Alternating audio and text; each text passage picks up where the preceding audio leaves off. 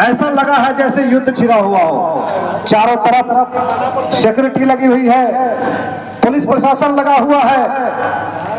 इस कांग्रेस की वजूद में सेंध लगा रहा है ये वह भाजपा वालों। तो इन भाजपा वालों को हम लोग कह देना चाहते हैं, ये जो कांग्रेस है ये देश को आजादी दिलाई थी और तमाम लोगों को आगे लेकर के चला था। अगर इसमें सेंध लगाने की कोशिश किया तो सोच लीजिए हम लोग पीछे हटने वाले लोग नहीं हैं। अभी 4-5 स्टेट में चुनाव चल रही है और उस चुनाव के नतीजे से ये लोग घबराए हुए हैं। ये लोग चाहते हैं कि देश में अमन चैन का व्यवस्था खराब हो जाए और ये लोग उलझ जाए। तो हम लोग उलझने वालों में से नहीं हैं, हम लोग सुलझाने वालों में से हैं। ये लोग हमेशा से देश के प्रति कितना काम किया है और कितनी वफादारी किया है ये किसी से छुपा हुआ नहीं है। चारों तरफ धर्म के नाम पर, जाति के नाम पर नफरत का बीज बोकर इसने राजनीति किया है। इन 10 सालों में जो कांग्रेस ने विकास का रास्ता अपनाकर और यहाँ तक जो पहुंचाया था इसको नस्ता नाबूद कर दिया।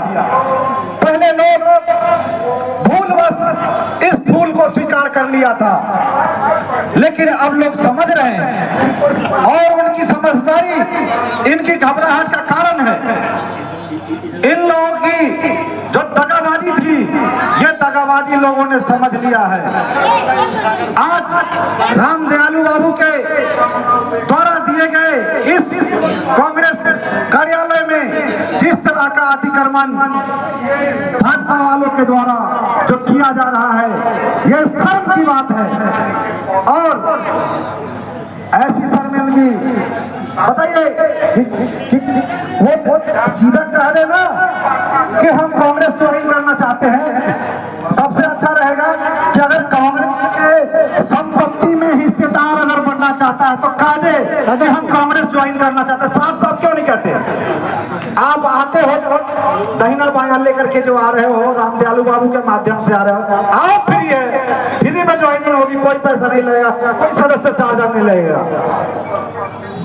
तो ये बात है, इसलिए पुराने कांग्रेसी लोग और साथ में नए लोग, हमारे जैसे नौजवान लोग इस संगठन में शामिल हुए। इस पार्टी में मैं पिछले जुलाई महीने में शामिल हुआ।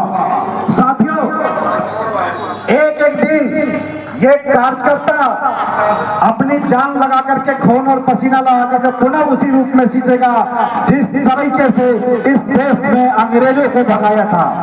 अंग्रेजों को जिस ताकत से भगाया था पुनः इन गोरों को भगाएगा और इन चोरों को भगाएगा। जिस तरह से गोरों को जवाब भारतीयों ने दिया था, कांग्रेसियों ने दिया था, उसी प्रकार से इन भाजपाइयों के मंसूबों को कभी कामयाब नहीं होने देगा। जब ये आया था और अब है, ये दोनों में जमीन आसमान का फर्क है। लोग आंधियों में बह गए थे, इनके झूठ और फरेब में फंस गए थे। हमारे भारत के लोग सेंटिमेंटल लोग होते हैं, साधारण लोग होते हैं, गांव किसान के लोग होते हैं, मजदूर लोग हैं। ये लोग इनके झूठे बातों में, इनके झूठ में आ गया।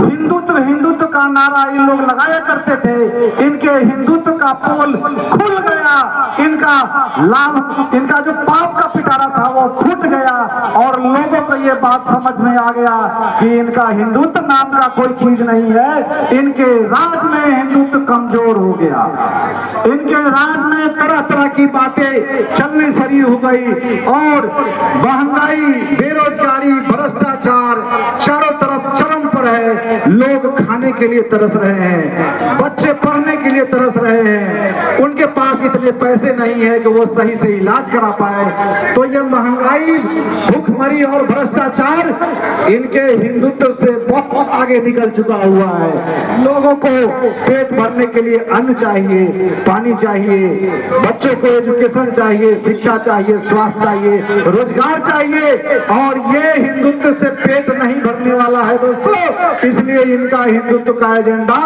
फेल है, इसलिए ये घबराए हुए हैं। ये जहां तहां मामला फंसा करके ये चाहते हैं देश में इस तरह का कोई मामला हो जाए कि फिर पुनः जो है हाँ ये लोगों को उलझा दे, तो हम लोग उलझेंगे नहीं, मगर जवाब जरूर देंगे।